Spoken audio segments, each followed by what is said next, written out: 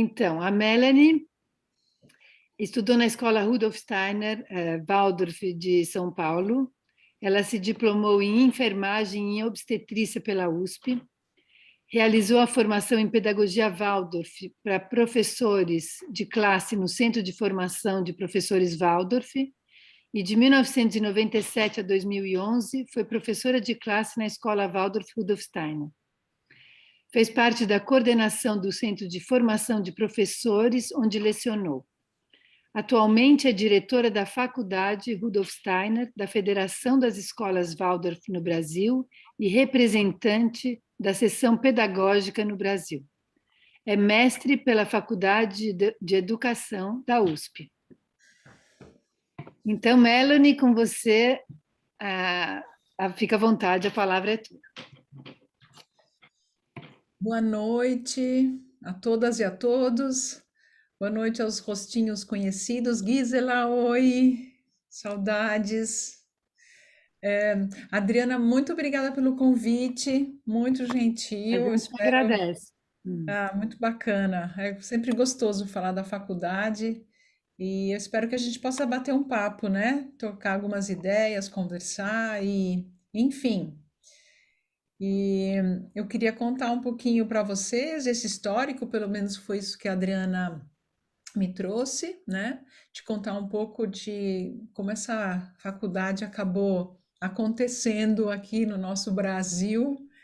E como eu estava conversando com a Adriana, é a única vinculada à antroposofia que forma professores para as redes estaduais e privadas e órgãos de gestão, porque existem outras faculdades, outros ensinos superiores que trabalham com a antroposofia e a pedagogia Waldorf, que também tem certificação de ensino superior, mas elas não formam professores para a rede em geral, formam só professores para a escola Waldorf, porque elas não têm autorização para formar professores para a rede em geral. E esse é um diferencial que a gente conseguiu aqui no Brasil, porque fizemos todo o caminho junto ao MEC e conseguimos, então, essa autorização. Muito bem, como a Adriana falou, eu sou ex-aluna da Escola Waldorf e isso foi uma coisa muito importante na minha vida, um presente grande que eu ganhei dos meus pais, dos meus professores, poder estudar lá. Aí eu fui para a enfermagem e na enfermagem eu gostei muito, trabalhei no âmbito de enfermagem obstetrícia, em centro cirúrgico, mas eu logo que eu tive a minha filha, eu percebi, puxa, eu acho que em vez de cuidar de gente doente, a gente podia tentar prevenir as doenças. E pensando na prevenção, eu vi que a pedagogia seria um caminho muito importante, muito bom para isso.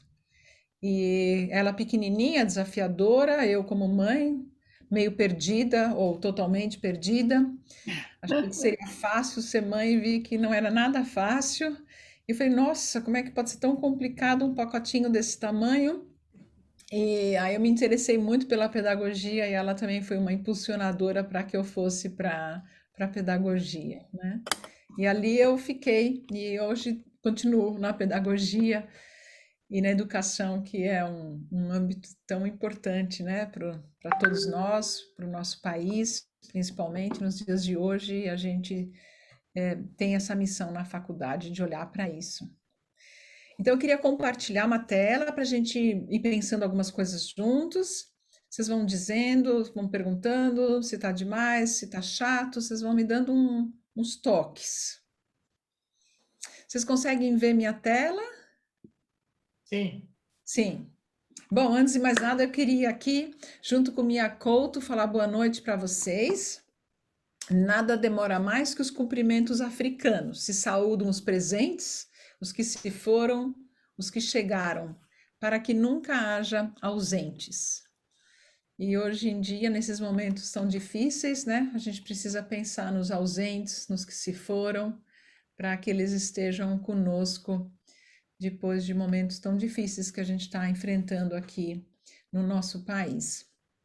É bem interessante que a história da pedagogia Waldorf começa nesse sobradinho no Brasil. Para quem conhece a doutora Sônia, ela foi aluna nesse sobradinho, na educação infantil, aí nesse sobrado. fica na Albuquerque, quer dizer, não existe mais, né? Como nada assim bonitinho, sobradinhos não existem quase mais em São Paulo, né? Ou muito poucos.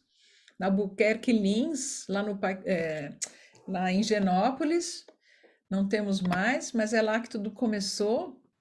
1956, Pedagogia Waldorf começa no Brasil e a gente tem aí a educação infantil em um primeiro ano, trazido por imigrantes europeus que fugiam da grande Segunda Guerra Mundial, né?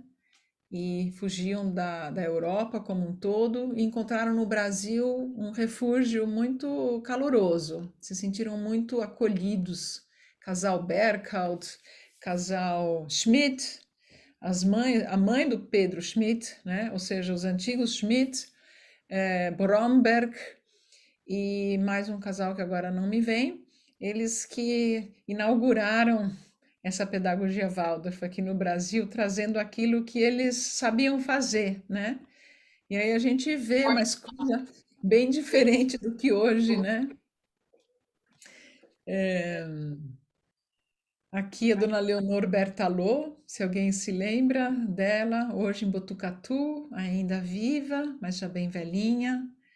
Então é todo mundo meio alemãozinho aí, né? Tudo cabecinha meio branquinha no começo, porque realmente os professores vinham da Alemanha nessa época, né? E aquela casinha lá não demorou muito tempo, porque logo viu-se que era pequeno o local e se comprou uma nova propriedade lá no fim do mundo, do Alto da Boa Vista, longe de tudo e de todos, estrada de terra, a Rua Job Lane. Ninguém morava em volta, vocês estão vendo eucaliptos, um sítio com vaquinhas lá no fundo, e essa casinha ali, que era a casinha das pessoas que moravam, casinha não, casona, né? Das pessoas que moravam. E assim se fundou aí a Escola Waldorf, com dinheiro todo doado, todo captado entre amigos, conhecidos. Teve gente que adiantou o seu salário do ano para pagar aí a compra desse terreno. Muita doação, muita ajuda, uma coisa assim, eu gosto muito de lembrar, porque a gente precisa realmente agradecer esses antigos que edificaram esse patrimônio, que fizeram tantos esforços para que existisse essa escola que cresceu, que hoje é uma escola muito grande, na verdade. Na época imaginava-se que não teria, que seria espaço em demasia, e hoje a gente tem falta de espaço, na verdade, mas aqui realmente essas pessoas edificaram uma pedagogia, porque a partir dessa escola, que isso aqui é 1959, é que irradiou para o Brasil inteiro. Então, foi aqui que tudo nasceu, foi aqui que nasceu a primeira formação de professores, nos anos de 70, na década de 70, o senhor Lance, o senhor Bibel e a dona Mariane inauguraram essa primeira formação, trazendo aí agora, formando também professores brasileiros, né? Formando gente aqui do nosso Brasil, para que a gente pudesse ter uma pedagogia no Brasil, né? Porque no começo era uma pedagogia para alemães e alguns casais brasileiros que deixaram seus filhos na escola Waldorf aprendendo alemão na época. Agora, isso tudo passou ao longo do tempo e a gente vê que tudo isso, a partir desse centro, vem o Colégio Micael, vem a escola de Capão Bonito, as outras escolas Waldorf em São Paulo, aí a gente vai para o interior de São Paulo, vai para Minas Gerais. E hoje, se a gente olhar para esse Brasil, a gente vê que dali saíram essas escolas desse São Paulo, onde a gente vê que temos hoje 290 escolas, iniciativas Waldorf no Brasil, em 22 estados. Então, 22 estados estão contemplados. E a gente tem 25 iniciativas sociais, ou seja, aquelas que trabalham com crianças sem recursos, área de vulnerabilidade. Então, o Brasil tem já uma riqueza em iniciativas sociais na área da educação muito importante. E nos últimos 10 anos, se a gente vê essa escola mãe, nos últimos 10 anos, temos aí 65 anos de história, a gente teve um crescimento de 200%. Então é incrível que esse movimento cresce, incrível que esse movimento se desenvolve no Brasil, e a gente vê que a gente tem um solo muito fértil, realmente muito propício para essa pedagogia se desenvolver naturalmente, com muitos cuidados, com muita atenção e com a importância da formação do professor está aqui, né, colocada. A gente vê que precisa formar muito professor e formar muito bem e para a nossa época, né, para a nossa contemporaneidade. Para a gente ter uma ideia, aonde que a Faculdade Rudolf Steiner hoje está situada, né? Nós temos a Associação Pedagógica Rudolf Steiner, que foi fundada em 1955, um ano antes da fundação da escola, já foi fundada a Associação Pedagógica Rudolf Steiner, beneficente, sem fins lucrativos. Então, assim, é um patrimônio maravilhoso também você pensar nessa associação, tantos anos se dedicando à educação, né? E a Associação Pedagógica Rudolf Steiner tem debaixo do seu guarda-chuva a Escola Waldorf Rudolf Steiner, a Escola de Resiliência do Horizonte Azul, antigamente o Seminário de Professores Waldorf, que depois virou Instituto de Desenvolvimento Waldorf e hoje é Faculdade Rudolf Steiner. Então, tudo isso está debaixo da Associação Pedagógica, que justamente fomentou o nascimento da Faculdade Rudolf Steiner. Ela foi um dos grandes impulsionadores, porque via-se que o Centro de Formação de Professores tinha a possibilidade de ser, ele tinha o magistério, eu vou descompartilhar só um pouquinho, ele era o magistério, primeiro era livre, depois ele se estruturou nos anos 80, 90, aí ele conseguiu a permissão pela CIE de São Paulo, pela Secretaria de Educação de São Paulo, conseguiu autorização para o magistério, o curso antigamente, que se chamava magistério, mas já avisou, precisa ir para o ensino superior.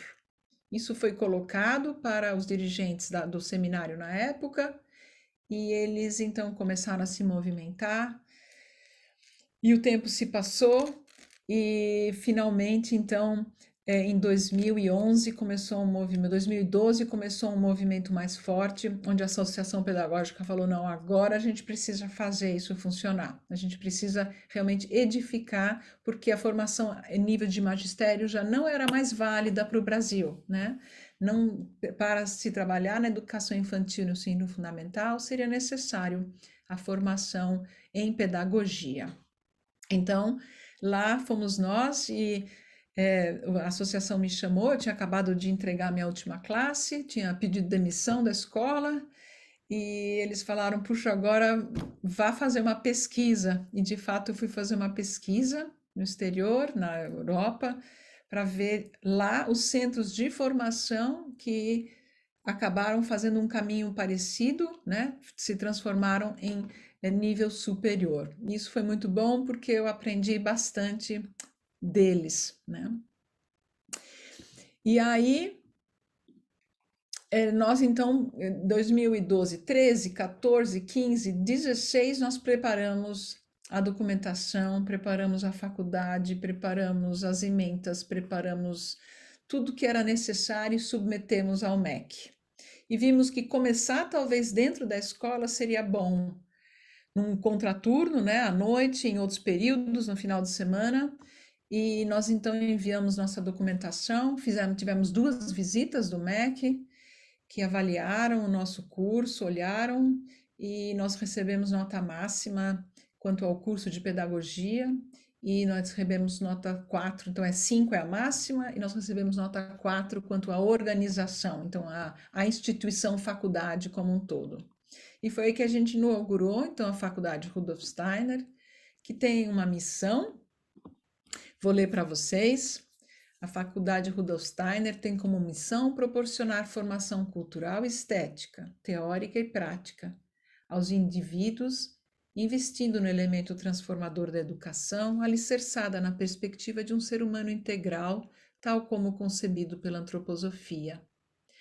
Busca ser um espaço de experimentação que visa dar novo impulso à formação acadêmica, promovendo ao ser humano caminhos próprios para um conhecimento efetivo da natureza, do homem e da sociedade, capacitando-o a atuar na tão necessária renovação das instituições e nos impulsos culturais contemporâneos.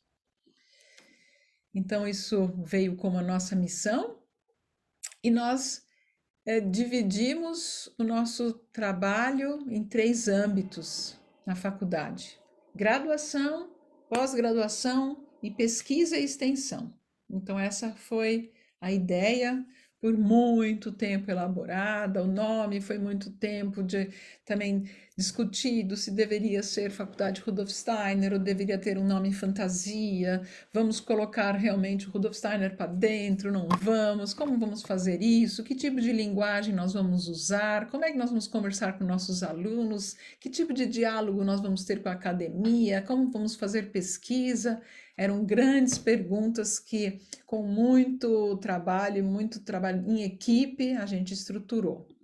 E aí a gente estruturou uma graduação. Não tentem ler, eu vou explicar por cores, não precisa ler, nem dá. E a graduação é para nós um âmbito extremamente importante dentro da nossa missão, porque nós queremos formar alunos, nós queremos formar professores para todas as escolas e não só para as escolas Waldorf. Então, isso foi a nossa missão com a graduação. Então, ela não é uma graduação em pedagogia Waldorf, ela é uma graduação em pedagogia com os diferenciais da pedagogia Waldorf.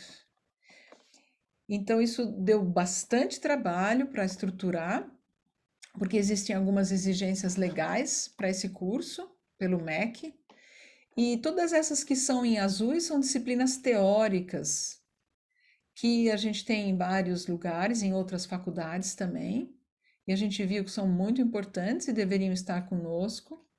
E depois a gente tem as verdinhas, essas todas são artísticas.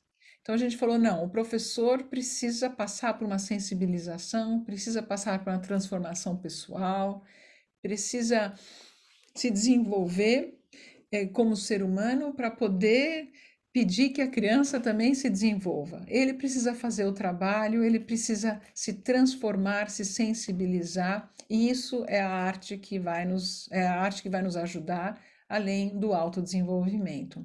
Então, tem música, tem dança, tem euritmia, tem ludicidade, tem todos os tipos de desenho, e tanto para um repertório próprio, como para um desenvolvimento pessoal. E a gente tinha muito medo do MEC. Naquela época a gente ainda tinha medo, hoje a gente já não tem mais. Mas na época a gente morria de medo.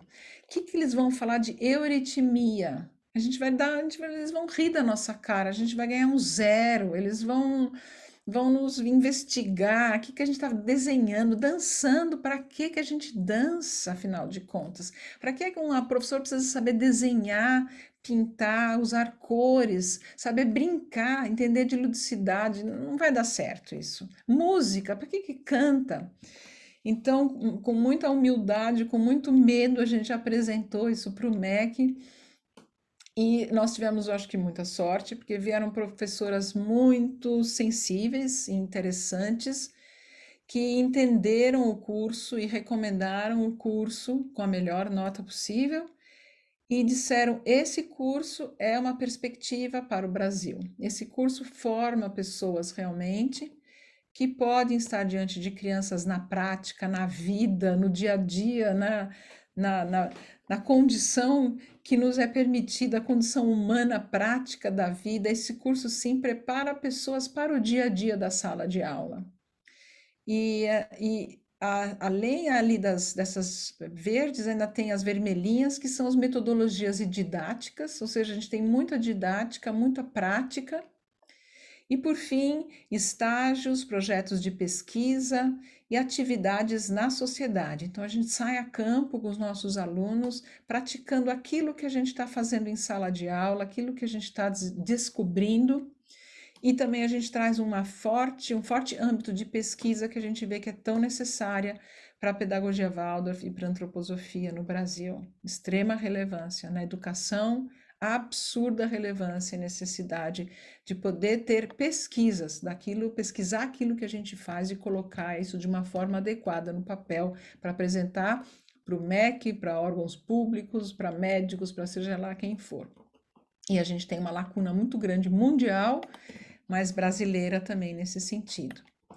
Então, essa aqui foi a nossa grade que já tem algumas mudanças, né? Mas bem assim, tem algumas coisas diferentes, mas a gente se orgulha muito dela porque a gente vê que ela está dando certo. Estamos agora com um primeiro, um segundo, um terceiro, um quarto ano e a primeira turma em pedagogia se forma e a gente vê que a gente realmente conseguiu ali expoentes muito interessantes, pessoas interessantes, que estão preocupadas com a educação no país, e é isso que a gente quer. A gente quer pessoas que possam ir para a escola pública, para a escola privada, e que não estejam só na escola Waldorf, porque a escola Waldorf já tem alguma ajuda, mas o Brasil precisa de muito mais ajuda. E a gente tem isso como missão, de ajudar o nosso país quanto à educação, porque a gente acha que tem algo a contribuir.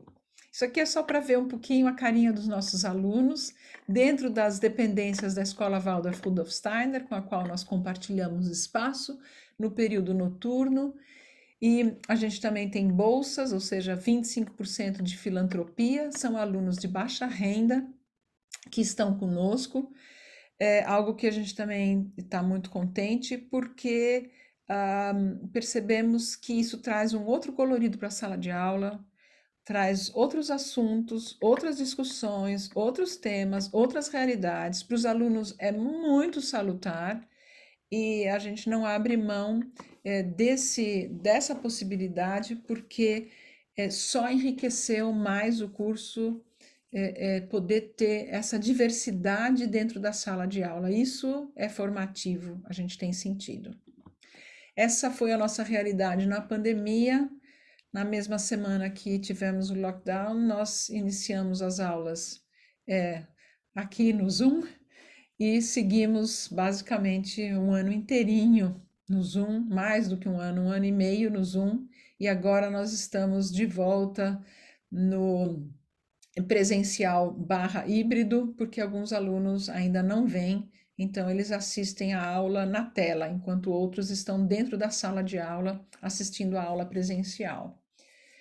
Então, essa foi uma realidade muito dura para nós, tivemos que nos reinventar, fizemos artes à distância, fizemos música à distância, foi o pior, música foi a pior experiência, artes foi melhor, euritmia, nada foi excelente, né? Mas muita coisa foi muito bem, artes foi possível fazer, né?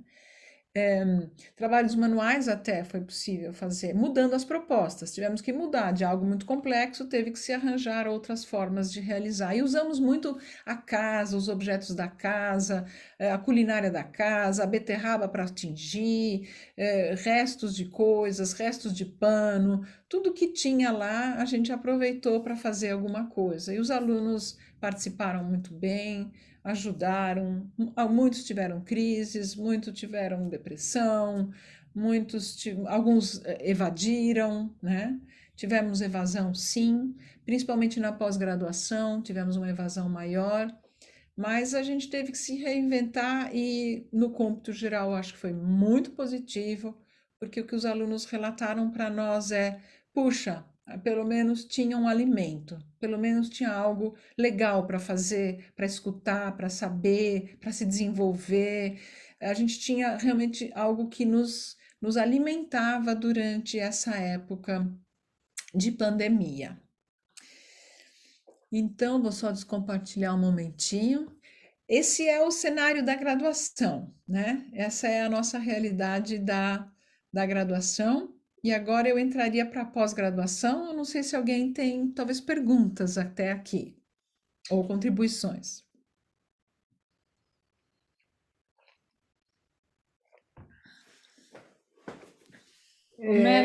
Eu achei muito rico Melanie, eu tenho uma pergunta. A Guisa está falando, peraí, Mary. Mary.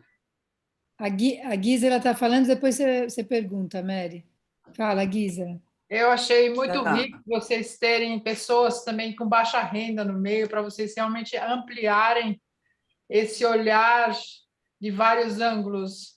Puxa vida, muito bom. Parabéns, viu, que vocês fizeram isso, porque eu acho que realmente hoje a gente precisa muito, principalmente aqui no Brasil, de ampliar nesse âmbito, né? Muito Precisa bom. mesmo, viu, Gisela? Eu acho que é a única forma da gente cultivar a diversidade, né? Em vez de falar sobre ela, né? É Isso, vivê-la de fato, né? exatamente, exatamente. Se confrontar, né, com questões que a gente nem às vezes chega nelas, né? Muito bom, muito bom.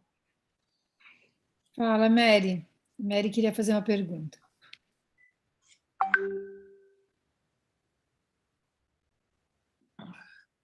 Mary? Parece que travou, né? É. Parece. Mary? Acho que Melanie, já que ela está travadinha um pouquinho, eu queria te perguntar uma coisa: o que que acontece quando um professor sai da escola e vai para uma rede pública com essa bagagem da escola Waldorf? O que que acontece? Como é que ela assim, vai trabalhar nisso, né? Sem aquele ambiente mais propício. a gente tem trabalhado isso muito com os nossos alunos, sabe, Adriana? Eles precisam fazer estágio, então, obrigatório estágio em escola pública. Então, eles já têm um pouco dessa realidade. E a gente tem o debate da supervisão de estágio, ou seja, a gente conversa com eles sobre tudo o que acontece nos estágios. E a gente trabalha com eles nessa busca de tentar encarar esse desafio e não desanimar, porque a tendência é desanimar assim que você chega na escola pública e encontra algumas barreiras e algumas dificuldades. Tem escolas públicas hoje já muito interessantes, né? Que fazem trabalhos muito, muito bons.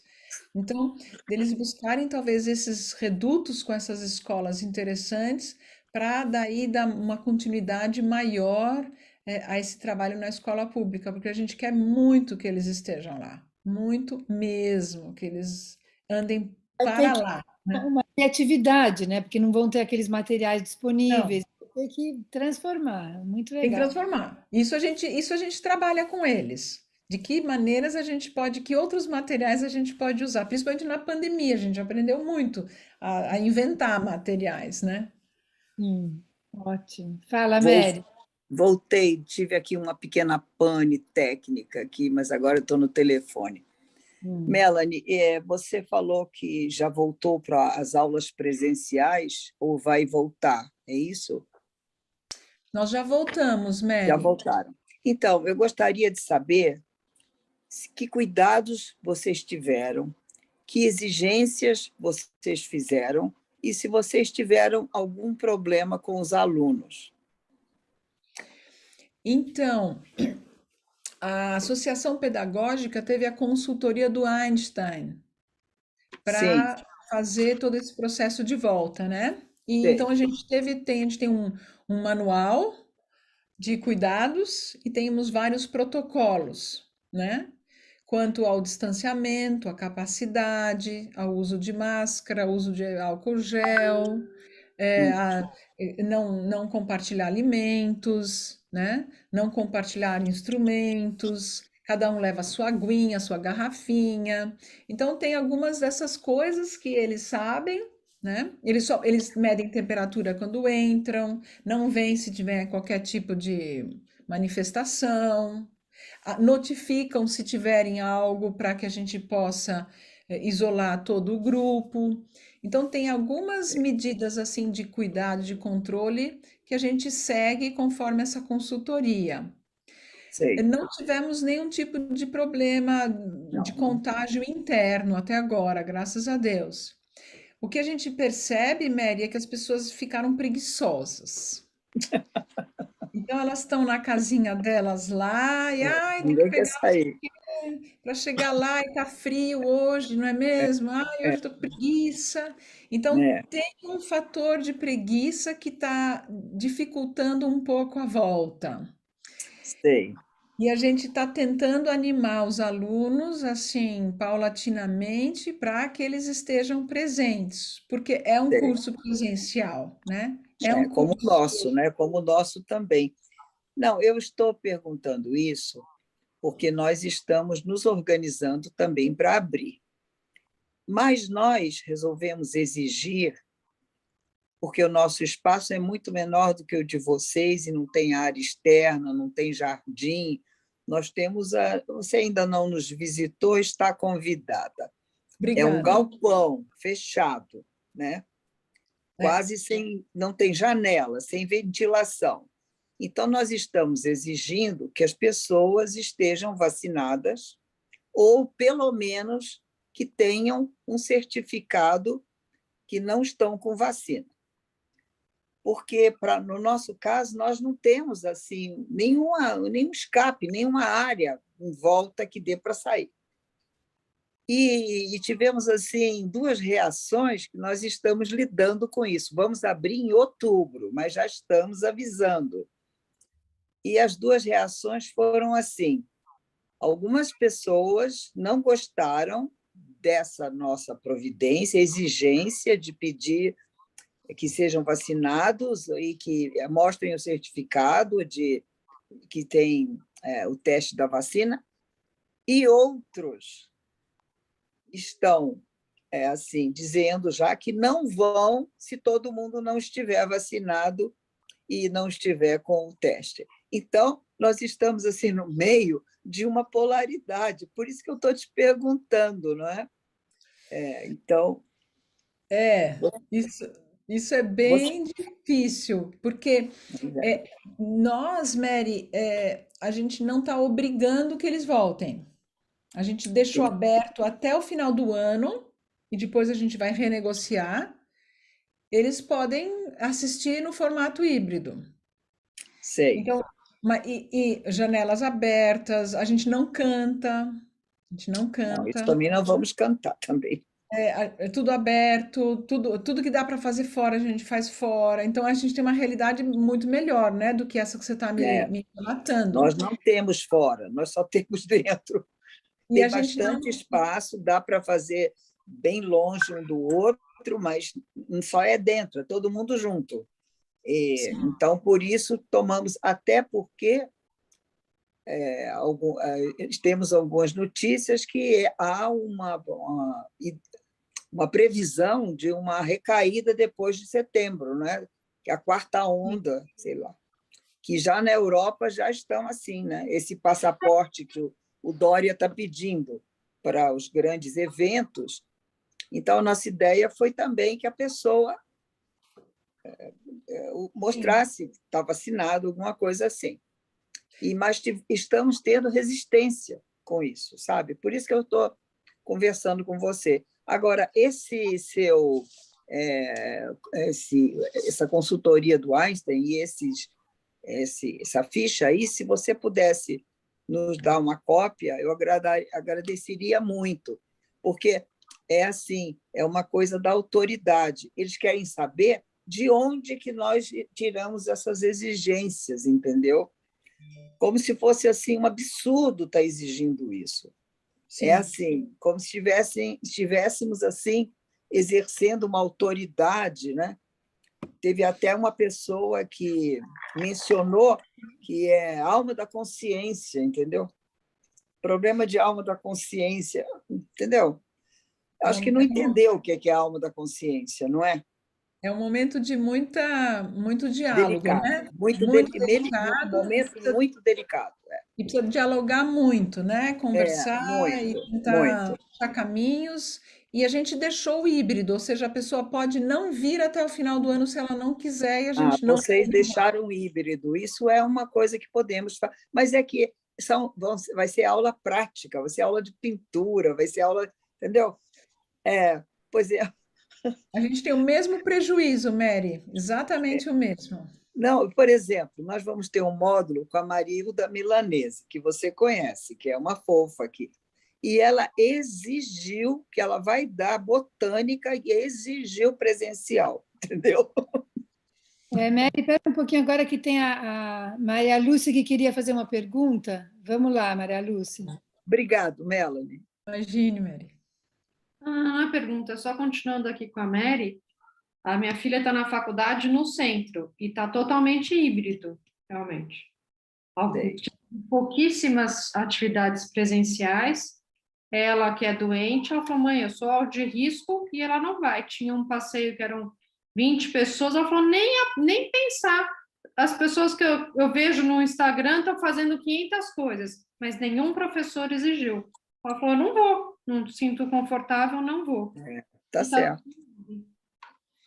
Então, acho que não tem como obrigar o presencial se a pessoa não está confortável. A gente tá um caminho lento, né? Um caminho paulatino. Precisa conseguir a confiança de novo, as pessoas precisam se sentir bem, precisam se vacinar, nossos alunos são novos, ainda não foram todos vacinados, né? Então tem todo um processo aí, elas não tomaram as duas ainda. Então, realmente é um processo que a gente precisa ir fazendo com eles, né? É uma mão dada. No nosso caso, nós não estamos obrigando a presença. Nós estamos obrigando que, para entrar, tem que estar ou vacinado ou ter aquele certificado.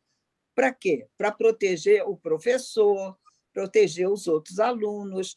É uma questão de a obrigação de entrar com esse atestado é proteção de quem está dentro. Não é obrigado a entrar. Quem quiser entrar, não entra. Mas para entrar tem que cumprir as regras. Faz sentido, né? Sim. Lá. Posso continuar? Está difícil. Pode. Agora vamos continuar com a palestra? Tá. Vamos lá. Eu agora entro, então, na pós-graduação, né? Saindo da graduação e entro agora na pós. Deixa eu chegar lá.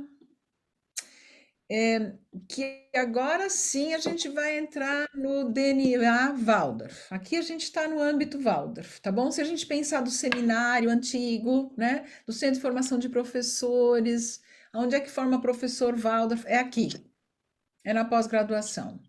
Então, aquele curso que existia já, que tantas pessoas trabalharam na elaboração desse curso do seminário lá da Escola Waldorf, esse seminário, ele desembocou na pós-graduação. E essa pós-graduação, ela foi estruturada não só para a pedagogia Waldorf, mas também para corpo e movimento, para música, para artes e manualidades e para o desenvolvimento humano e social, né?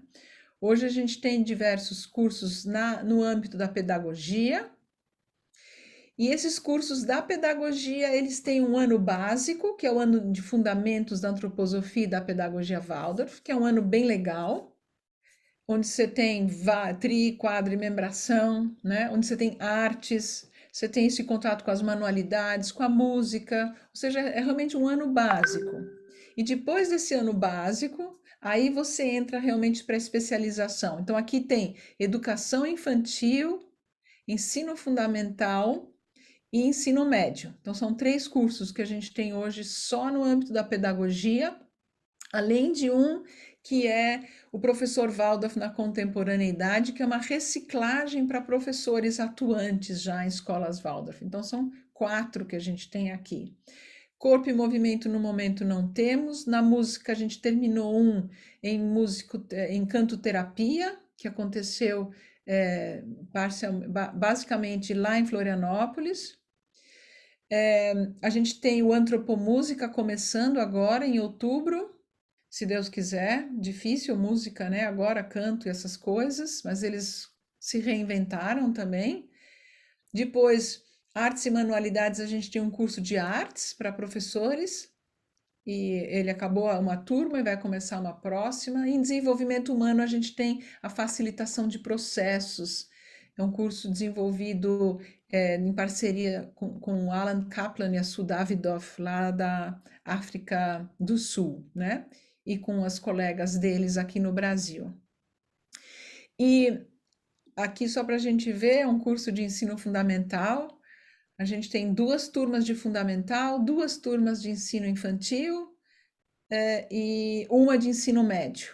O ensino médio é um curso novo, porque não havia antes, então é uma conquista bastante nova. E a gente tem os cursos a gente tem a pesquisa e a extensão. A pesquisa e a extensão também é algo que nos é muito caro, porque a gente vê que tem pequenos cursos de imersão, pequenos cursos com as temáticas Waldorf, com, por exemplo, trabalhos manuais, com trabalhos de artes, com alguns diálogos que a gente faz entre autores. Então, são alguns cursos de curta duração, biografia de curta duração, não é a formação, mas é um tipo de um aconselhamento biográfico. E esses são os cursos de curta duração, mas a gente também tem nesse âmbito a pesquisa. E quanto à pesquisa, a gente fez já um congresso, o primeiro congresso Pedagogia Waldorf, que foi lá no SESC em 2019. A gente tem o segundo esse ano, que vai falar em novembro, um congresso de pedagogia Waldorf, que vai trabalhar educação e meio ambiente, porque a gente vê que é um tema que precisa ser muito trabalhado, o futuro nosso é olhar para esse meio ambiente de uma forma nova e cuidadosa. Então, esse será o tema. E nós temos 4 docentes hoje, pesquisadores dentro da faculdade, do corpo docente nosso. Todo ano eles são financiados, diferentes, mas são financiados para justamente produzir pesquisa e trazer artigos e cursos de extensão vinculados a essa pesquisa, que nós publicamos numa revista que nós lançamos também dentro da Faculdade Rudolf Steiner, a revista Jataí. Ela já teve uma primeira edição, que foi no ano de 2019, falando dos 100 anos da pedagogia Waldorf. A segunda falou justamente do ano da pandemia, educação em pandemia. E esse ano o tema da Jataí é educação e meio ambiente, que a gente vê que é realmente o caminho que a gente precisa tomar e ajudar aí esse desenvolvimento, esse trabalho com a natureza, com outras perspectivas. Então, isso seria um pouco essa estruturação, né, da Faculdade Rudolf Steiner, como a gente tá vendo aí o futuro. Eu queria agora falar um pouquinho de futuro, né, porque a gente vê que a faculdade ela vem justamente para trabalhar os temas contemporâneos. A gente vê a importância de olhar para o nosso momento, ainda mais com a pandemia, isso foi mais intenso ainda, que a gente precisa olhar para as coisas que existem, que nos acometem, que chegam até nós, e precisamos encontrar contribuições. Então, a faculdade se coloca aí nesse diálogo, um diálogo com a academia, que a gente já tem, um diálogo com outros âmbitos da sociedade, com outras linhas pedagógicas, com outras iniciativas para iniciar esse diálogo tão necessário que só nos enriquece mais ainda. E, nesse sentido, a gente acha importantíssimo olhar para esses desafios que estão sendo colocados. E não olhar para eles e deixá-los passar e dizer, a pedagogia Waldorf tem uma solução para isso, ela é ótima para tudo, mas não, problematizá-los e procurar uma contribuição, procurar uma forma de realmente encarar esse desafio. E aí a gente vê que, por exemplo, a grande importância de revisitar aspectos culturais, regionais, propostas curriculares, a fragmentação disciplinar, a disciplina vista como um fim e o valor da comunidade no processo de formação. Então, o currículo Waldorf, ele é bastante hermético, ele foi desenvolvido, mas ele não foi desenvolvido para ser um monólogo, ele foi desenvolvido para ser um diálogo. Então, sim, ele tem uma estrutura muito interessante, mas que aspectos culturais locais podem enriquecê-lo, né? Que aspectos regionais também podem trazer uma riqueza para esse currículo, né? Que proposta curricular a gente pode reformular para atender essa regionalidade? Que tipo de fragmentação da disciplina a gente pode trazer de uma forma mais transversal, mais atendendo a criança como um todo, numa forma mais integral, né? A disciplina vista como um processo e não como um fim. E o valor da comunidade educativa. Então, rever essa proposta de trabalho com as famílias, com todos que estão dentro da escola, do porteiro, à faxineira, à cozinheira, ao administrador, como toda escola pode ser um âmbito educativo e não só o professor, mas todos contribuindo para esse processo educativo da criança.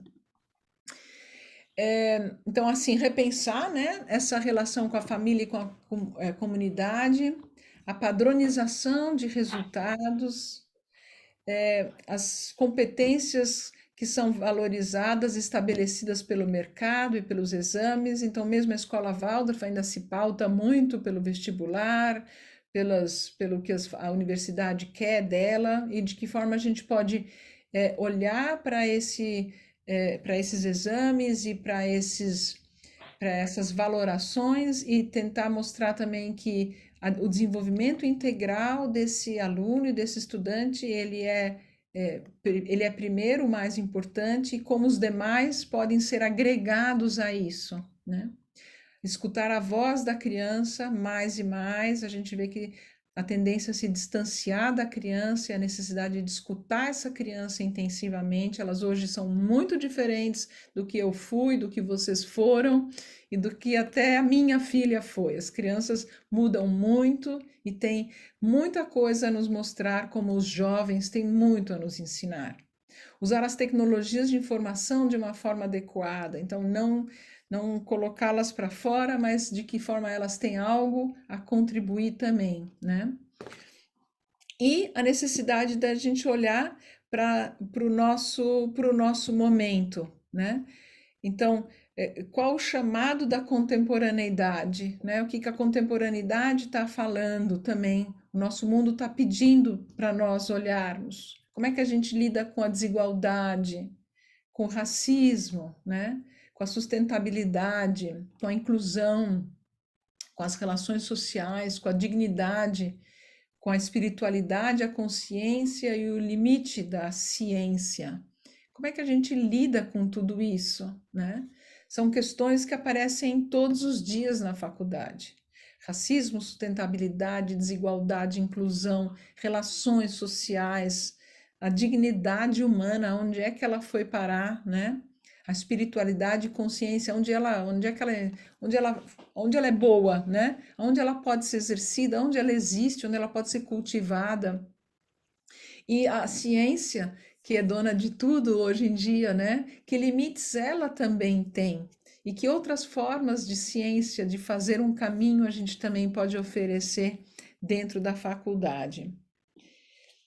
E aí a gente vê que tem uma urgência, assim por dizer, primeira, que é o trabalho com o meio ambiente, e por isso a gente escolheu esse ano o tema do meio ambiente, como tema que vai nos conduzir, né?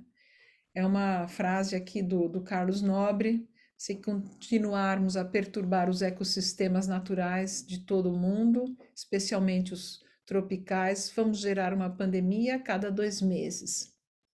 Então a gente vê que esse tema ele é extremamente importante e precisa ser objeto da faculdade de trabalho com os alunos, e ele precisa já desde os pequenos estar muito presente dentro da escola. E é isso que a gente está pesquisando, estimulando com o congresso e com a revista.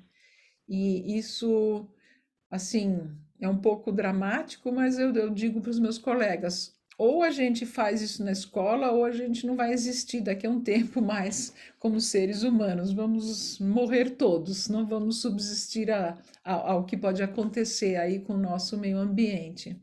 Então, esse amor à Mãe Terra, esse amor ao meio ambiente, esse cultivo esse valor da terra, esse valor da natureza, dos animais, isso precisa entrar assim muito mais do que qualquer estudo para o vestibular. A gente precisa trabalhar isso imediatamente com as crianças de uma forma nova, porque o que fizemos até então não foi suficiente, né? Então, essa é uma urgência que a gente percebe muito claramente. Aqui,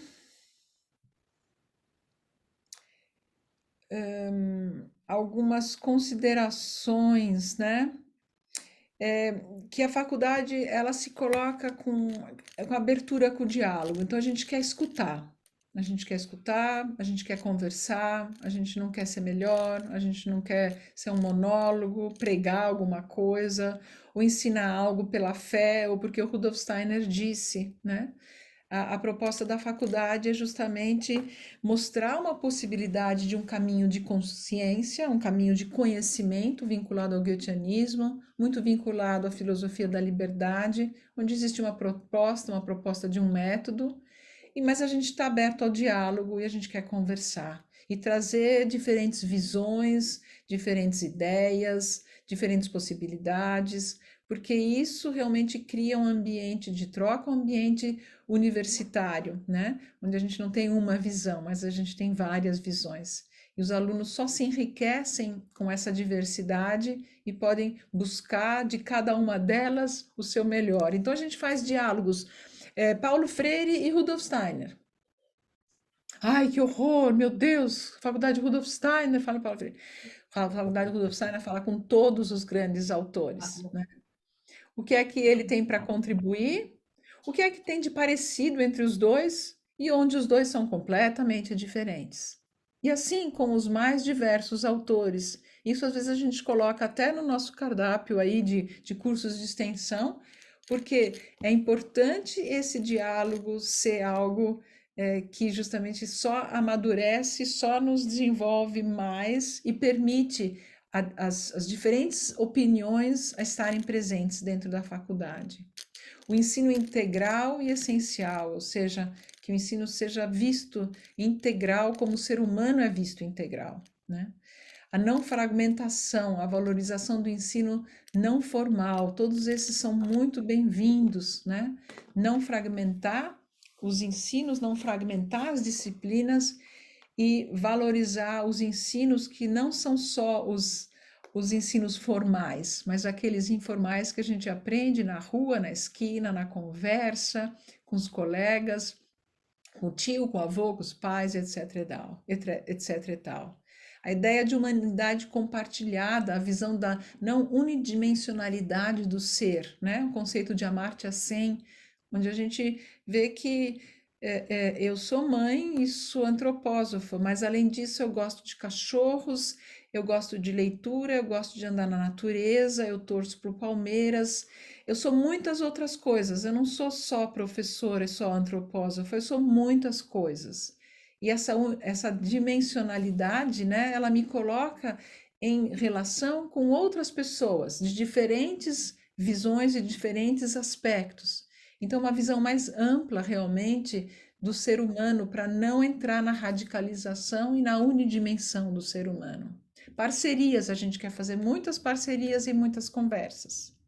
Diversidade, diferentes autores, a humanidade, né? A humanidade, os direitos humanos, um trabalho junto com o documento da Unesco, que a gente tem feito bastante também dentro da faculdade. E a humildade, ou seja, a gente não é melhor, a gente está à disposição e acha que tem algo a contribuir, né?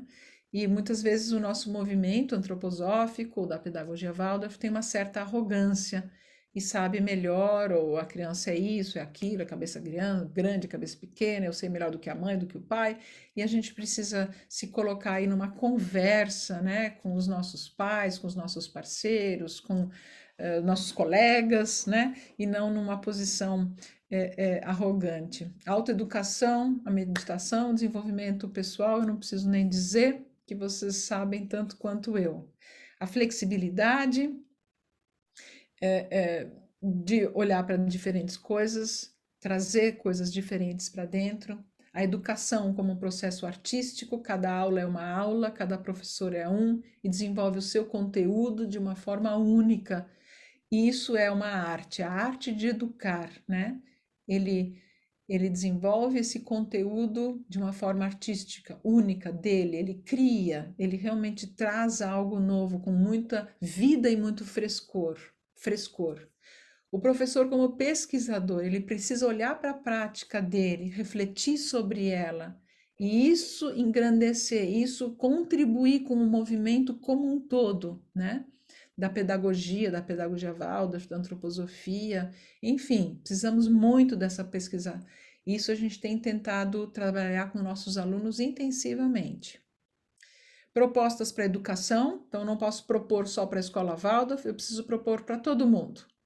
Não é só para a escola Waldorf, é para a educação no Brasil, por exemplo. Interesse pelo mundo, constante, tudo é interessante, tudo que acontece lá fora é interessante. Steiner era um grande leitor de pesquisas, um grande leitor da sua época, de todos os tipos de leituras. Ele não lia só Rudolf Steiner, ele lia todo mundo, né? E a gente fica muitas vezes lendo só o Rudolf Steiner. Então, interesse pelo mundo, né? E o cultivo da liberdade com responsabilidade. E aí eu trago essa imagem aqui, estudar a si mesmo, a arte mais difícil, para a gente conversar um pouquinho sobre isso. Quero parar um pouco, que eu falei demais, né? Fica chato, enfadonho, e talvez ver se tem perguntas ou contribuições, para daí a gente falar só mais um pouquinho.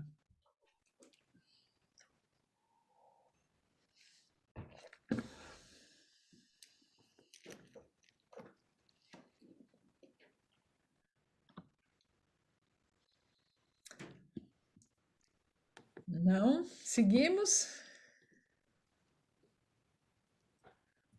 Leila quer perguntar alguma coisa? Eu peço desculpa porque eu estou no cabeleireiro. Olha que coisa horrorosa. Olá. Mas é que eu vou viajar o fim de semana e eu tenho que me preparar para a viagem. Mas, Melanie, que prazer te ouvir, Melanie. Muito prazer te ouvir, Melanie. Você está me vendo? De bob na cabeça. Mas o meu coração fica muito contente em ouvir que todo esse movimento está sendo feito. Fico muito feliz. E gostaria de participar de alguma forma, mas isso um pouquinho mais para frente. Muito obrigada, Melanie. Obrigada, Leila. A Lígia. Colega. Ele tem uma pergunta, gente, senão ela vai seguir.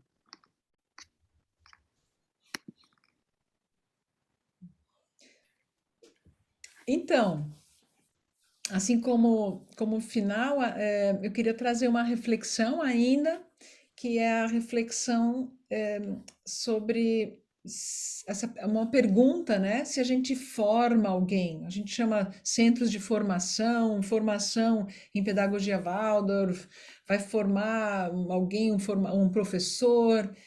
E hoje em dia a gente tem muito essa pergunta: será que a gente forma realmente alguém, né? E talvez essa palavra até formador, ela seja uma palavra que talvez tenha que ser um pouco mudada, talvez a pessoa o professor, né, de um centro de formação, talvez ele tenha que ser um inspirador, um instigador, um facilitador, um moderador. Porque quem precisa assumir a responsabilidade pela sua formação, a partir do momento que nós somos adultos, é cada um, cada qual, né? Cada qual precisa entrar nessa jornada, que é a jornada de se formar. E isso é muito difícil trazer. Talvez vocês sintam a mesma coisa, né? Que trabalham aí com formação, né? No Aurora ou em outros lugares. Como é difícil fazer a pessoa entender que ela é a sua própria delícia e a sua própria dureza, dificuldade, e que ela precisa assumir esse processo de formação. E por isso a gente está buscando até novos nomes porque ela precisa assumir esse processo de autodesenvolvimento, esse processo de formação continuada, de transformação pessoal, de autoobservação, de olhar para si, ver quem ela é, como ela está se desenvolvendo e assumir as rédeas deste processo. E isso é difícil porque no Brasil e em muitos lugares do mundo nós temos uma escola muito conteudista e também onde a gente despeja conteúdos, né? O professor vai lá, despeja um montão de conteúdos e o aluno assinala certo, errado, faz um exercício e somos muito passivos. E de repente chega numa formação que nem a nossa, onde a gente pede que ele seja o protagonista, ele seja ativo, ele tome as rédeas da sua própria formação. Isso é difícil, mas ainda mais falando de formação de professores, seria um caminho extremamente necessário, né? Que cada um assumisse esse processo de se formar, esse processo de tomar para si, porque é a partir do movimento do professor, de estar sempre se desenvolvendo, sempre se transformando, sempre buscando novas propostas, é que o aluno também vai se movimentar. Ele só vai se movimentar internamente porque o professor está em movimento, né? Então, é um pouquinho esse movimento, como é difícil, né? Estudar a si, olhar para si, passar aí por cima não, passar por, né, mastigar aí as suas delícias e as suas dificuldades para essa transformação pessoal tão necessária para qualquer atividade nossa, e cada dia mais, né? Então, a alma da consciência, sim, mas primeiro a gente precisa até passar pela alma da razão, muitas vezes, para chegar na alma da consciência. E muitas vezes esse não é um processo tão simples, né? Então, aqui um pouco esse despertar, né? Nós somos parteiros para que eles possam se desenvolver para serem professores, né? E a gente busca o quê aí? Um autoconhecimento, uma autotransformação, uma autoformação, conquistas próprias, caminhos de pesquisa goetheanísticos, vivências, porque eles aprendem por vivências, não adianta ficar horas falando um montão de coisas, capítulos inteiros do Steiner, eles precisam vivenciar os conteúdos, eles precisam mastigar, eles precisam digerir com propriedade para tornar seu, né? Digerir e tornar próprio este conteúdo que eles estão recebendo e que precisam transformar para si. Então, as vivências são muito importantes. O caminho de conhecimento da antroposofia e a pesquisa. E aí eu coloco aqui ainda umas imagens finais que a gente quer justamente todas as crianças brasileiras voltando para a escola, porque esse ano foi um desastre para todas as escolas, esse ano e meio já, né? Mais de um ano. Mas para as escolas brasileiras públicas foi muito, muito triste, uma perda incrível. Perdemos 40% dos nossos jovens do ensino médio, 40% evadiram, e a gente não sabe o que será desses 40%. Ou a gente imagina, cada um pode imaginar o que 40% dos alunos do ensino médio estão fazendo fora da escola. Infelizmente, a gente não pensa em coisas muito boas. E isso precisa ser uma transformação. A gente quer que as crianças sejam integradas, então a gente vê aqui alguém fora da roda, a gente vê aqui ele está chegando para dentro da roda, e aqui ele está brincando com a gente, né? A gente quer que as crianças façam esse caminho de estar de fora, se aproximar e poder entrar na roda e brincar com a gente. E, ops, deu alguma coisa errada aqui? Vocês estão vendo? Sim. E Tá tudo- finalmente, uma grande roda, um conjunto, onde as crianças possam voltar para a escola. E eu termino a apresentação aqui, para a gente ainda conversar um pouquinho e trocar algumas ideias. Melanie, eu queria te perguntar, aquelas formações que é o primeiro retângulo ali, quando você fala os cursos de extensão, seriam para os professores formados por outras faculdades, pedagogos? Sim, a gente recebe professores de outras faculdades para fazer a pós-graduação e da nossa ainda não, porque os nossos estão formando agora, ou a gente recebe pessoas com outras formações, advogados, a gente recebe muito biólogo, ou com outras especialidades, licenciaturas em matemática e etc e tal. E eles depois fazem uma segunda graduação, que é uma graduação mais curta em pedagogia, para poder dar aula, né? Porque, de fato, precisa da pedagogia para educação infantil e ensino fundamental até o 5º ano. E depois os especialistas para o ensino médio, né? Isso dura quanto tempo, esse curso? O nosso curso de especialização leva 3 anos. 3 anos também, aquele só, por exemplo, estudo infantil ou estudo médio, 3 anos cada um. 3 anos cada um. Uhum. Perto de 700 horas. Nossa, tem bastante curso, hein? Meu Deus! Tem alguns. A Lígia fez com a gente o de artes, né, Lígia? Sim, Lígia fez maravilhoso. Muito, muito bom, muito intenso, aprendi muito, foi muito maravilhoso. Queria dar parabéns para vocês, porque foi escolhido tudo a dedo e vocês ouviram muitos alunos, né? Acho que por ter sido a primeira turma, né? Então, o nível foi muito alto dessa primeira turma, né? Muito bom. muito alto mesmo, muito incrível. Cada coisa que eles fizeram, assim, inimaginável. E vocês aproveitaram muito, né, Lígia, as coisas de dentro de casa, né, que eu estava falando. Sim. Giram com alimentos, material, pintaram calçadas, eles fizeram umas coisas incríveis. Muito legal. E a coisa da brasilidade, né? Trazer para o ensino a brasilidade, né? Que isso foi muito lindo também. De cada região, o que tem para oferecer, né? Foi muito lindo mesmo. Parabéns. Obrigada, parabéns para vocês. E a Lubete, que é a coordenadora lá, né? Maravilhosa. Não, todo o corpo, né? Docente foi maravilhoso. E todos esses cursos são à noite, Melanie? Não, à noite é a graduação. Então, a graduação é todo dia à noite, 200 dias letivos, tem toda uma exigência para a graduação. Para pós-graduação, a gente trabalha de fim de semana. Então, a gente tem aula de fim de semana e nas férias a gente tem a imersão de uma semana inteira, né?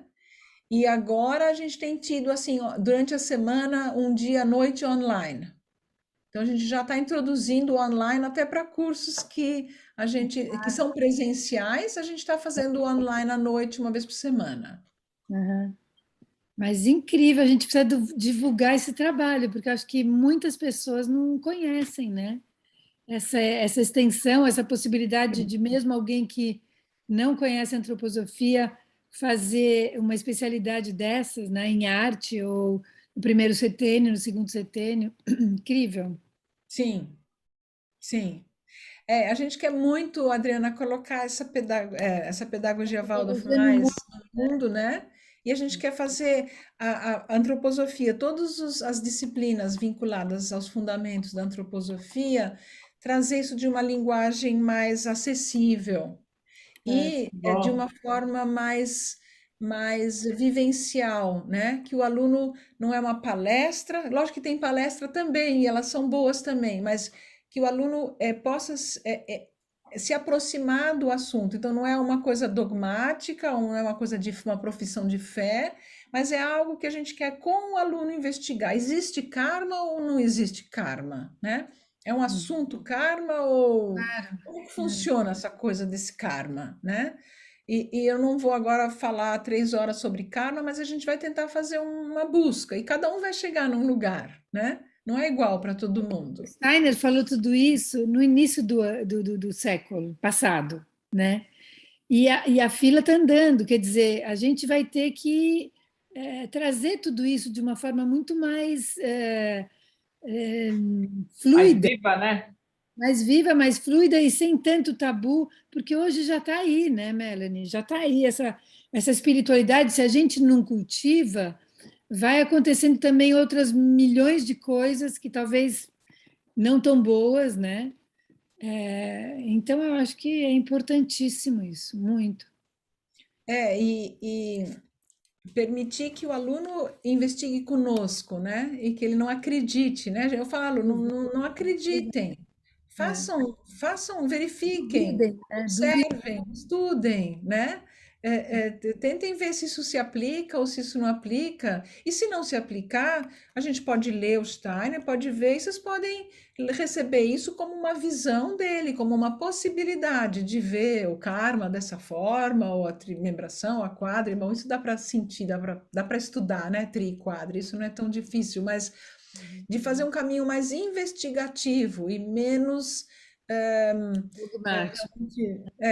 de trazer só os conteúdos e como uma realidade que precisa se aceitar, senão você não é antropósofo, não pode fazer parte do curso, não entendeu nada, né? E a linguagem precisa ser, acho que, mais cuidada, né? De que forma a gente usa essa linguagem. Muito incrível. Olha, parabéns por tudo isso. Vocês não vieram só com uma formação, vocês já vieram com um monte de cursos de extensão, de aprofundamentos. Incrível, Melanie. E tem muito calor presente em toda a conduta, todo a grade de vocês. Eu sinto um calor assim de receber a pessoa realmente dentro daquilo que ela é, e não dentro daquilo que ela precisa ser, né? Essa é a tentativa, viu, Gisela? Muito bom.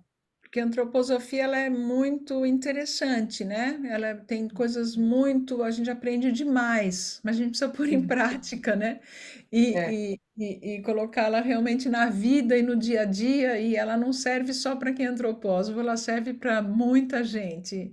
E a gente olha para esse Brasil e a gente fica muito compadecido, muito, muito, muito compadecido. Sim, sim, é E dá verdade. e a gente precisa ajudar, né? A gente precisa fazer alguma coisa, né? Penetrar um pouco mais, né? Sim, mas é muito incrível quando eu já tive a oportunidade de ver escolas Waldorf, não em São Paulo, por exemplo, na Bahia. É incrível como cada uma tem o seu caráter, o seu estilo, a sua que lida com aquilo. Assim, as crianças eram ali todas descalças jogando futebol, né? Foi meu filho que chegava da Itália. Ele falou assim: como assim jogando futebol? Né? E, e mergulhando no rio. E, quer dizer, cada lugar tem o seu, né? A sua escola, na verdade. É para ser assim. Isso é o saudável, e não que a gente veja o tricô em todos os lugares, né? Mas a gente veja outros tipos de artes, outros tipos de forma, que nem a Lígia estava falando, essa brasilidade, outros biomas. Então, como é que é isso lá no Pantanal, como é no Nordeste, no Sul, no Sudeste, quais são as realidades, e realmente conversar com esse meio, com esse entorno, né? E com a diversidade que vive E ali.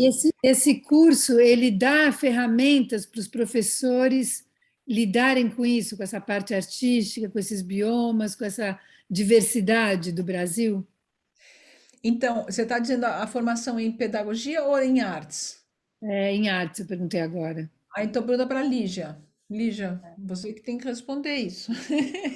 Sim, com certeza.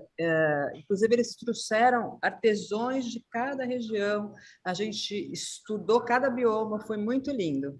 A gente partiu da linha, a linha pura, depois luz e escuridão, depois a cor, e depois a escultura. Então, a gente andou por tudo isso dentro dos biomas, foi muito lindo, muito lindo. Incrível. Foi um mergulho em cada técnica, em cada bioma, em cada arte do Brasil, foi muito lindo mesmo.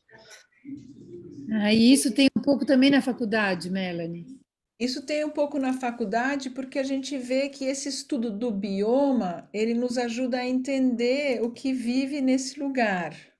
Como a Lígia falou, como é a linha no bioma, né? Como é a vida nesse bioma.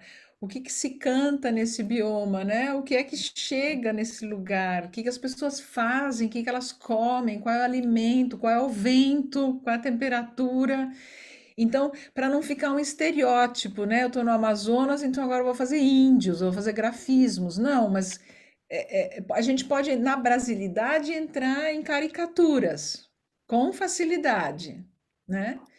E apropriação indevidas. Então, isso a gente precisa tomar cuidado. Então, precisa realmente tudo ser um estudo goetheanístico. Como Não é que é esse superficial, entorno, é claro.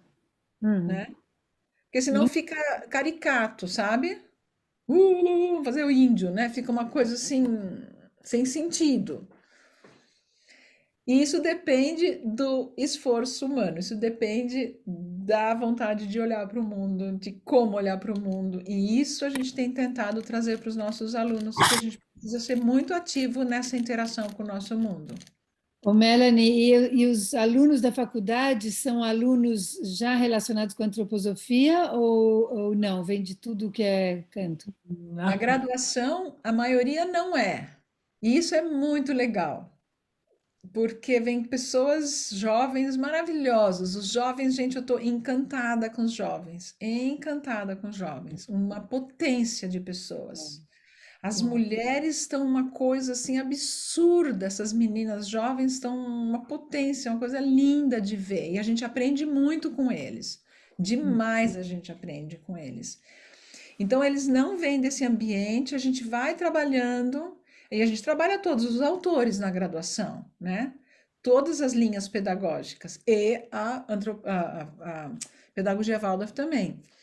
E eles então vão entrando e vão se desenvolvendo e vão mostrando, e a gente vê que no quarto ano hoje, a gente percebe que eles têm uma consistência já artística, já de repertório próprio, de compreensão e de entender qual é a forma de trazer os conteúdos de uma forma viva para as crianças que dá gosto. E não, ninguém veio de escola Waldorf, né? Ou poucos. A gente sempre tem um ou outro, né? Mas a grande maioria não é. Acontece isso também na escola Waldorf, né? Todo professor quer uma receitinha, e não é isso, né?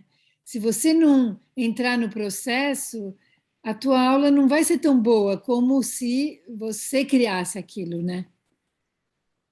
Isso mesmo, essa é a Eu, ideia. eu acho que os próprios alunos estão trazendo uma nova autenticidade, né? Da pedagogia, da filosofia, da forma de ser, né? Puxa vida, que riqueza que vocês estão abrindo aí, viu? Nossa, maravilhoso, Melanie. Muito É muito maravilhoso. É muito legal, mas se a gente conversa com a seção de jovens, sabe a seção de jovens da Sociedade Antroposófica? É Sim. muito bacana também. E não são só nossos alunos, tem alguns nossos já lá também. Ah, Mas tá. é muito bonito ver como os jovens têm se colocado aí no mundo, de uma forma. Acho que eles pegaram, eles estão abertos, né? Como a gente vê, eles têm uma nova consciência. Sim, Sim. Eles estão muito conscientes para os nossos problemas, né? sim, Humanos, né? Nossos sim. problemas humanos, eles estão muito afiados nisso e lutando Do meio braveza. ambiente, da terra, com certeza. Estão ligados. E é o que está se precisando, né? Porque os jovens têm tanto atrativo hoje em dia, em paralelo, né? Que deve ser difícil para o professor, então tem que achar novos caminhos, né? Para entreter esses alunos, né? É muito Muito bonito ver lindo, isso. Melanie. Realmente, ó, tô. É É, é uma nova pedagogia brasileira, né? Isso que está me deixando assim tão vibrando, porque que realmente o germânico está saindo um pouco e realmente o Brasil está começando a ficar mais vivo, né? Dentro da pedagogia antroposófica. Muito bom. o Brasil está muito forte, eu sinto, né? Na pedagogia, Waldorf. Ele está Aham. muito presente nessa conversa internacional hoje, na conversa sul-americana. A gente tem conversado com os nossos vizinhos, nossos parceiros, com o mundo. Então, isso é tão interessante que a pedagogia Waldorf pode conversar com o mundo, porque todo Ah, mundo tem escolas Waldorf. Sim. Então, e a gente percebe que realmente a gente está tendo aí uma força muito interessante. E é uma força de renovação, né, Gisela? A gente É a precisa parte humana, né? encarnar Humano. nesse Brasil, e a diversidade é o que mais nos traz riqueza. É um novo impulso, né? A diversidade. E realmente conseguir viver com essa diversidade diferente de mim, dentro de mim, né? Dialogar com essa diversidade traz uma riqueza Nossa, incrível, incrível. é verdade. E isso o europeu tem menos, né? Agora talvez mais com Muito. as imigrações, mas o brasileiro tem isso muito a seu favor. É, E é. essas iniciativas sociais, a gente faz estágio, né, principalmente na Escola de Resiliência do Horizonte Azul, uma escola maravilhosa. Quem não conhece, não morra antes de conhecê-la, Incrível, porque né? é incrível. Lá fora, no Jardim Ângela, um bairro muito violento, muito problemático, e lá tem uma escola Waldorf da educação infantil até o 5º ano. Olha, Com centros à tarde com contraturnos muito interessantes, CCAs, e nossos alunos fazem estágio lá muito constantemente. A gente tem dia da ação social, nós vamos todos lá e trabalhamos no bairro. E é realmente muito, muito interessante esses trabalhos sociais. Eu falei, são 25 iniciativas, né, no Brasil, dentro do trabalho social vinculado à antroposofia ou pedagogia Waldorf. Isso também a gente não tem tanto no mundo, e a tendência é crescer cada vez mais. boba. Melanie, eu gostaria de ouvir um pouquinho mais sobre essa questão do trabalho social nessas 25 escolas, né? É uma pergunta que eu queria te fazer, justamente, onde estava a questão social, né, do trabalho social. Essas 25 escolas, elas estão em que regiões do país? Olha, a gente tem em Minas, Mais ou menos, sim. tem Minas, a escola lá da Araucária, uma escola pública, Waldorf pública, né? Tem no Rio de Janeiro, em Nova Friburgo, Bahia, em São Paulo. Então, tem Brasília, em Brasília tem também uma iniciativa social. E hoje em dia, na federação, nós já criamos um grupo só dessas escolas, onde uma ampara, ajuda a outra, e a federação tenta ajudar essas escolas também a se estruturarem mais e mais. Maravilha. E tem na federação, tem lá no site, dá para ver essas escolas sociais também, lá dá para ter mais informações sobre elas. E é um trabalho que a gente tem também dentro da faculdade, na graduação principalmente, né? Desse trabalho de campo. Todo semestre tem um trabalho de campo, que pega 2 disciplinas ou uma disciplina e ela é aplicada em campo. Então, sei lá, danças, os alunos vão dançar nas praças, nas escolas, nos CJs, nos outros âmbitos, eles vão levar esse trabalho para outros lugares. Também é uma fonte maravilhosa de aprendizado para eles. Ou alfabetização, então eles vão ajudar em contraturnos de alfabetização. ONG Alquimia também é um espaço que a gente trabalha bastante. Uma ONG que também está vinculada à pedagogia Waldorf, né? Ali no Córrego das Águas Espraiadas fica essa ONG. E outras, hoje a gente está trabalhando também com Kairos, também é uma ONG muito interessante. Essa não é de pedagogia Waldorf, mas também é um trabalho muito interessante que eles desenvolvem. Então, esse trabalho com essas entidades, né, junto com a faculdade, um ajuda o outro, né? A gente ganha tanto quanto eles ganham conosco. Realmente é uma soma aí de possibilidades para esse aprendizado mútuo, né? Esse aprendizado conjunto. Então, isso é de uma riqueza fantástica. Extremamente confortador. Isso é maravilhoso. Isso realmente é isso. Obrigada. Obrigada. Imagine. Melanie, eu acho que outro ponto muito positivo desse trabalho também é que está aproximando o científico do espiritual, né? Eu acho que essa é a grande conquista da faculdade Steiner, né? Porque na academia a gente ficava sempre distante desse mundo espiritual. E se existe uma esperança de o científico se aproximar do espiritual, eu acho que é através da faculdade Rudolf Steiner, né? É maravilhoso. Muito obrigada, Estela. Isso é uma busca que a gente quer muito que seja de todos nós, né? Porque o trabalho com espírito, matéria é espírito, espírito é matéria, né? A gente está amalgamado, a gente está junto, né? Então, essa desmistificar o que é espírito também é uma coisa que a gente tem trabalhado intensivamente, que o espírito não está lá, ou não vai baixar, ou não vai aparecer de algum lugar, e está em algum lugar que eu não alcanço, né? Que eu preciso virar iniciado para chegar no espírito. Então, que o espírito está aqui e a gente pode investigar isso, né? Que eu posso investigar o espírito aqui, né? Na matéria, no meu dia a dia, e posso ir além, desenvolver meus sentidos, posso fazer um trabalho de observação, posso até fazer um trabalho de observação com os anjos e fazer disso um método, fazer disso um trabalho, né? E não é uma coisa outra qualquer. E a gente fala com os nossos alunos, porque a gente tem grupos de estudo e eles vêm nesses grupos de estudo, mesmo os jovens. Tem um grupo de filosofia da liberdade, tem um grupo que trabalha as obras básicas do Steiner, e a gente tem algumas linhas de pesquisa, né? A gente hoje está vinculado ao Triângulo Mineiro, a Universidade Federal do Triângulo Mineiro, com o Jonas Bach, que trabalha lá, e a gente está registrado na CAPES com as nossas linhas de pesquisa.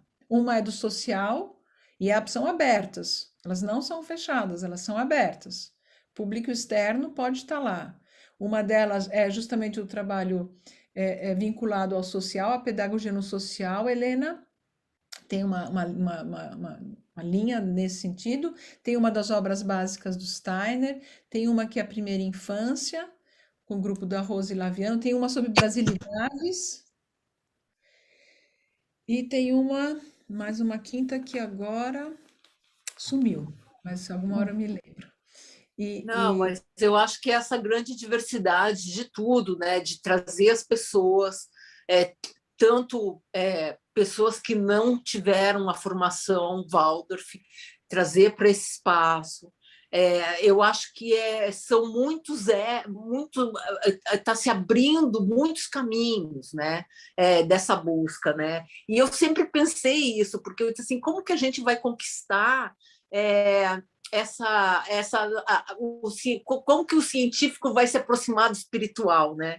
E eu achei esse caminho fantástico, porque primeiro que a gente nunca imaginava que a gente ia conseguir ter uma faculdade, e eu acho que é uma aproximação, então é aí porque futuramente a gente sabe que a gente vai sair do científico, vamos chegar no espiritual e a gente vai ter esse trabalho, né? Então eu acho aí que é a grande semente.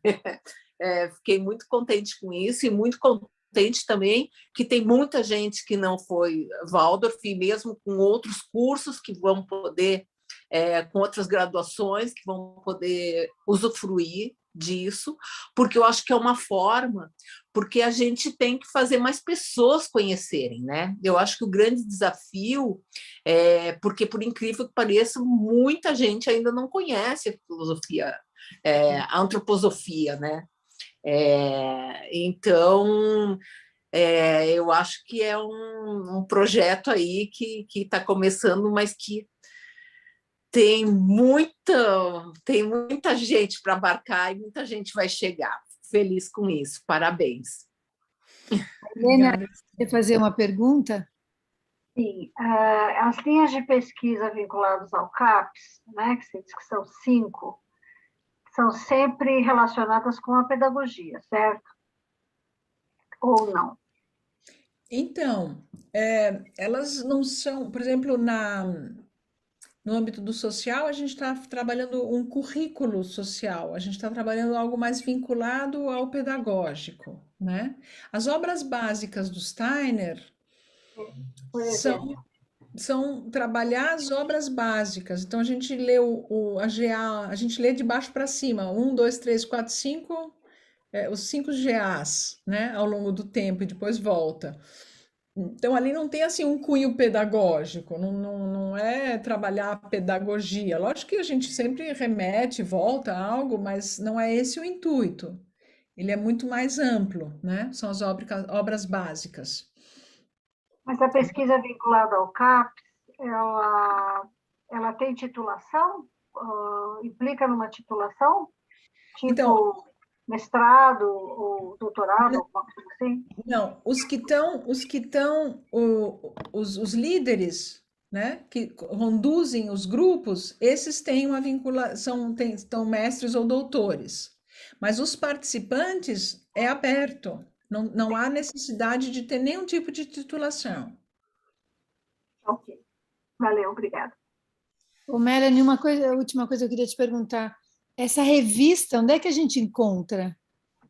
A Jataí é só entrar no site da Faculdade Rudolf Steiner e ela é eletrônica, então ela está lá colocada na aba pesquisa, eu acho, na aba pesquisa está lá a revista Jataí, ela é eletrônica, só baixar que a gente pode ler e não tem problema nenhum. A gente tem algumas impressas e ela foi batizada pelos alunos, então foi um concurso entre os alunos Jataí. no ano das 100 anos da pedagogia Waldorf, 2019, onde eles olharam para todo esse cenário, que também tinha as abelhas, né? Foi um dos temas do centenário, foram as abelhas. Eles olharam para essas abelhas e falaram, tem algo interessante aqui, e batizaram ela de Jataí, a nossa abelha brasileira, como o nome da nossa revista, né? Então, as duas estão no site e a terceira vai sair em novembro junto com o congresso. O congresso é 4, 5 e 6 de novembro nós temos o congresso. Muito bom. Ótimo. Eu espero que a gente fique em contato, Melanie. Com certeza. Coisas entre a Aurora e a Escola Rudolf Steiner. Te agradeço muitíssimo a tua vinda aqui. E se alguém quiser perguntar mais alguma coisa, deixa eu ver aqui o chat. Você tem alguma pergunta? Sejam bem-vindos. Agora não é uma boa época de visitar por conta das restrições todas, sabe? Mas assim que melhorar um pouco, a gente marca. Sejam bem-vindos para estar lá conosco, no nosso espaço. E você também. E você também, Melanie. Assim que der, você pega o seu certificado que você está vacinado e vem nos visitar. Tá bom? Tem que andar de crachá assim agora, vacinada. Não é? Foi um prazer enorme ter você aqui conosco. Obrigada, Mary, pelo espaço, viu? Adriana, agradeço muito pelo espaço. Eu que te agradeço, querida. A gente vai... Também senti. Tá bom, gente? Boa noite, obrigada pela participação. Boa noite.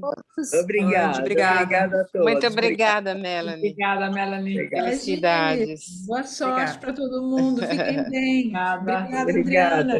Obrigada. Melanie, tenho certeza que Rudolf Steiner está muito contente com o trabalho de vocês.